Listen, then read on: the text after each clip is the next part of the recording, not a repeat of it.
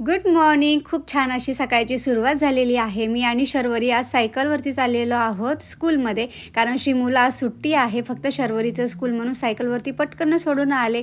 त्यानंतरनं घराकडे निघाले तर इथे नगरपालिकेच्या लोकांचं काम चालू आहे.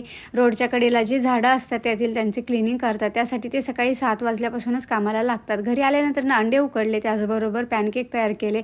हा होता आज आमचा ब्रेकफास्ट, उकडलेले अंडे आणि पॅनकेक. ब्रेकफास्ट केला, त्यानंतरनं लंचची तयारी सुरू केली. पालकाची पातळ भाजी बनवलेली आहे. सोबत ज्वारीच्या भाकरी बनवायला घेतल्या. तर बरेच वेळेला विचारलं जातं की ज्वारीचं पीठ कुठून आणता? तर इंडियन स्टोअरमध्ये ज्वारीचं किलोवरती 1 पॅकेट असं भेटतं. तर इतकं चांगलं मऊ लुसलुसीत भाकरी होत नाहीत, परंतु जे आहे त्याच्यात सुख मानायचं.